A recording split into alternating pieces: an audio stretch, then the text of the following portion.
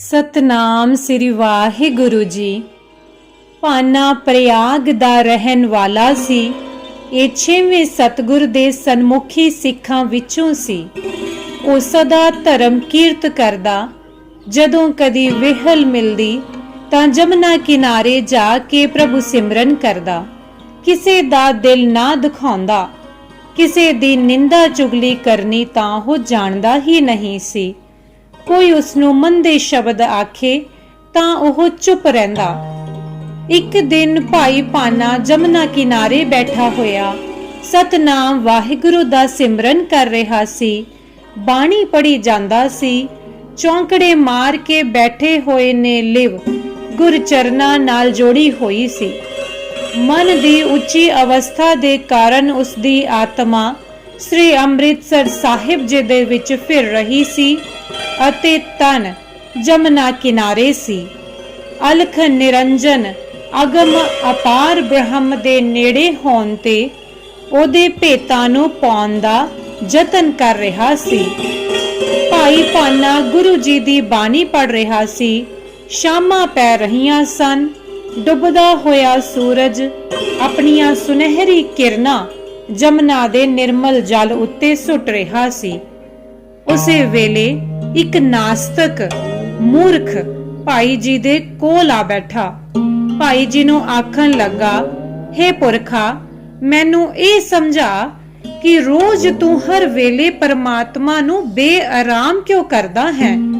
ਕਿ ਤੇਰਾ ਪਰਮਾਤਮਾ ਤੰਗ ਨਹੀਂ ਹੁੰਦਾ? ਇੱਕ ਦਿਨ ਕਿਸੇ ਨੂੰ ਕੋਈ ਗੱਲ ਆਖੀ ਹੋਈ ਕਾਫੀ ਹੈ। ਰੋਜ਼ ਕਹਿੰਦੇ ਰਹਿਣਾ ਕੋਈ ਚੰਗੀ ਗੱਲ ਨਹੀਂ। ਭਾਈ ਭਾਨਾ ਨੇ ਨਾਸਤਕ ਦੇ ਕੌੜੇ ਬਚਨਾਂ ਦਾ ਗੁੱਸਾ ਨਹੀਂ ਕੀਤਾ। ਪ੍ਰੇਮ ਨਾਲ ਆਖਣ ਲੱਗੇ, ਸੁਨ ਨੇਕ ਪੁਰਸ਼ਾ, ਮੈਂ ਬਹੁਤ ਗਿਆਨੀ ਤਾਂ ਨਹੀਂ, ਪਰ ਜੋ ਕੁਝ ਸਮਝਦਾ ਹਾਂ ਤੈਨੂੰ ਸਮਝਾਉਣ ਦਾ ਯਤਨ ਕਰਦਾ ਹਾਂ।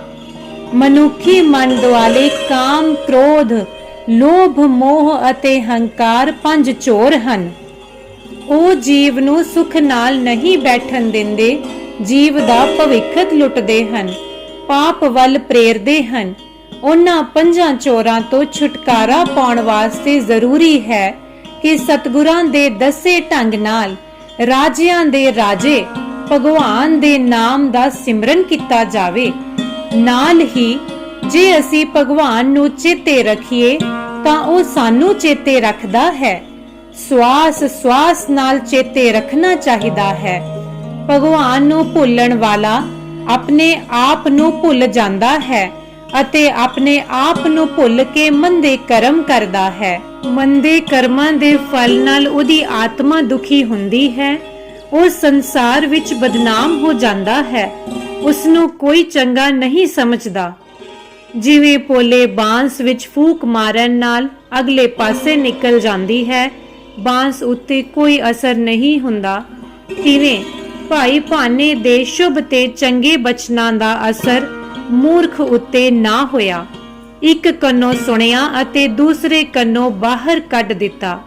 ਨਾਲ ਹੀ ਕ੍ਰੋਧਵਾਨ ਹੋ ਕੇ ਭਾਈ ਭਾਨੇ ਨੂੰ ਆਖਣ ਲੱਗਾ, ਤੂੰ ਤਾਂ ਬੇਸਮਝ ਹੈ, ਕਿਉਂ ਕੂੜ ਤੋਲੀ ਜਾਂਦਾ ਹੈ? ਨਾ ਕੋਈ ਪਰਮਾਤਮਾ ਹੈ ਅਤੇ ਨਾ ਕਿਸੇ ਨੂੰ ਯਾਦ ਕਰਨਾ ਚਾਹੀਏ। ਇਹ ਆਖ ਕੇ ਉਸਨੇ ਭਾਈ ਸਾਹਿਬ ਨੂੰ ਜ਼ੋਰ ਨਾਲ ਥੱਪੜ ਮਾਰਿਆ ਅਤੇ ਭਾਈ ਜੀ ਅਤੇ ਪਰਮਾਤਮਾ ਨੂੰ ਗਾਲਾਂ ਕੱਢਦਾ ਹੋਇਆ ਚਲਾ ਗਿਆ। ਭਾਈ ਭਾਨਾ ਜੀ ਹੌਸਲੇ ਵਾਲੇ ਪੁਰਖ ਸਨ। ਉਹਨਾਂ ਨੇ ਗੁੱਸਾ ਨਹੀਂ ਕੀਤਾ, ਸਗੋਂ ਉੱਠ ਕੇ ਘਰ ਚਲੇ ਗਏ। ਘਰ ਜਾ ਕੇ ਸਤਿਗੁਰਾਂ ਅੱਗੇ ਅਰਦਾਸ ਕੀਤੀ, ਸੱਚੇ ਪਾਤਸ਼ਾਹ, ਮੈਂ ਤਾਂ ਸ਼ਾਇਦ ਕਤਲ ਹੋਣ ਦੇ ਲਾਇਕ ਸਾਂ। ਆਪ ਦੀ ਮਿਹਰ ਹੈ ਕਿ ਇੱਕ ਥੱਪੜ ਨਾਲ ਹੀ ਖਲਾਸੀ ਹੋ ਗਈ, ਪਰ ਮੈਂ ਚਾਹੁੰਦਾ ਹਾਂ ਇਸ ਨਾਸਤਕ ਦਾ ਭਲਾ ਹੋਵੇ, ਇਹ ਨੇਕ ਰਸਤੇ ਲੱਗੇ। ਇਸ ਘਟਨਾ ਦੇ ਕੁਝ ਸਮੇਂ ਪਿੱਛੋਂ ਇੱਕ ਦਿਨ ਭਾਈ ਭਾਨਾ ਜੀ ਫਿਰ ਜਮਨਾ ਕਿਨਾਰੇ ਪਹੁੰਚੇ। ਅੱਗੇ ਜਾ ਕੇ ਕੀ ਦੇਖਦੇ ਹਨ ਕਿ ਉਹ ਨਾਸਤਕ ਉੱਥੇ ਬੈਠਾ ਹੋਇਆ ਸੀ। ਉਸ ਦਾ ਹੁਲੀਆ ਖਰਾਬ ਸੀ। ਤਨ ਦੇ ਲੀੜੇ ਪਾਟੇ ਹੋਏ ਸਨ। ਤਨ ਉੱਤੇ ਫੋੜੇ ਹੀ ਫੋੜੇ ਸਨ। ਜਿਵੇਂ ਉਹਦੀ ਆਤਮਾ ਭ੍ਰਿਸ਼ਟੀ ਹੋਈ ਸੀ, ਤਿਵੇਂ ਉਸ ਦਾ ਤਨ ਵੀ ਭ੍ਰਿਸ਼ਟ ਗਿਆ। ਉਹ ਕੁਰਲਾ ਰਿਹਾ ਸੀ। ਉਸ ਦੇ ਅੰਗ ਅੰਗ ਵਿੱਚੋਂ ਪੀੜਾਂ ਨਿਕਲਦੀਆਂ ਸਨ। ਉਸ ਦਾ ਕੋਈ ਦਰਦੀ ਨਹੀਂ ਸੀ ਬਣਦਾ। ਭਾਈ ਭਾਨੇ ਜੀ ਨੂੰ ਦੇਖਦੇ ਸਾਰ ਉਹ ਸ਼ਰਮਿੰਦਾ ਜਿਹਾ ਹੋ ਗਿਆ, ਅੱਖਾਂ ਹੇਠਾਂ ਕਰ ਲਈਆਂ। ਭਾਈ ਸਾਹਿਬ ਵੱਲ ਦੇਖ ਨਹੀਂ ਸਕਿਆ। ਉਸ ਦੀ ਮੰਦੀ ਦਸ਼ਾ ਉੱਤੇ ਭਾਈ ਸਾਹਿਬ ਨੂੰ ਬਹੁਤ ਤਰਸ ਆਇਆ। ਉਹਨਾਂ ਨੇ ਦਇਆ ਕਰਕੇ ਉਸ ਨੂੰ ਬਾਹੋਂ ਫੜ ਲਿਆ ਅਤੇ ਆਪਣੇ ਘਰ ਲੈ ਆਏ। ਘਰ ਲਿਆ ਕੇ ਸੇਵਾ ਕਰਨੀ ਸ਼ੁਰੂ ਕੀਤੀ। ਸਤਨਾਮ ਵਾਹਿਗੁਰੂ ਦਾ ਸਿਮਰਨ ਉਹਦੇ ਕੰਨਾਂ ਤੱਕ ਪਹੁੰਚਾਇਆ। ਉਸ ਨੂੰ ਸਮਝਾਇਆ ਕਿ ਰੱਬ ਜ਼ਰੂਰ ਹੈ। ਉਸ ਮਹਾਨ ਸ਼ਕਤੀ ਦੀ ਨਿੰਦਾ ਕਰਨੀ ਚੰਗੀ ਗੱਲ ਨਹੀਂ। ਹੌਲੀ ਹੌਲੀ ਉਸ ਦਾ ਸਰੀਰ ਅਰੋਗ ਹੋ ਗਿਆ।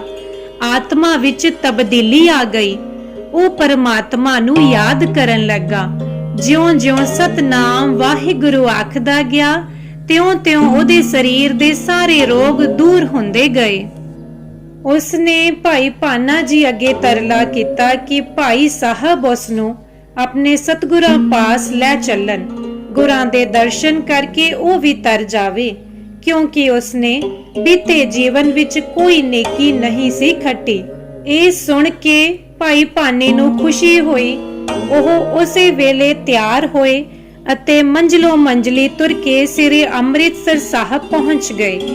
ਅੱਗੇ ਸਤਿਗੁਰਾਂ ਦਾ ਦੀਵਾਨ ਲੱਗਾ ਹੋਇਆ ਸੀ। ਦੋਹਾਂ ਨੇ ਜਾ ਕੇ ਸਤਿਗੁਰਾਂ ਦੇ ਚਰਨਾਂ ਉੱਤੇ ਮੱਥਾ ਟੇਕਿਆ।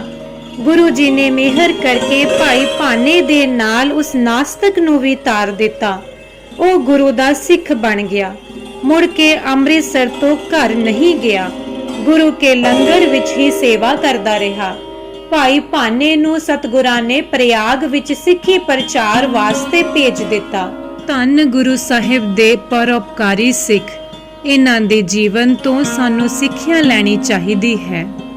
ਵਾਹਿਗੁਰੂ ਜੀ ਕਾ ਖਾਲਸਾ, ਸ੍ਰੀ ਵਾਹਿਗੁਰੂ ਜੀ ਕੀ ਫਤਿਹ। ਜੇਕਰ ਇਹ ਕਥਾ ਤੁਹਾਡੇ ਮਨ ਨੂੰ ਭਾਈ ਹੋਵੇ ਤਾਂ ਚੈਨਲ ਨੂੰ ਜ਼ਰੂਰ ਸਬਸਕ੍ਰਾਈਬ ਕਰਿਏ। ਧੰਨਵਾਦ।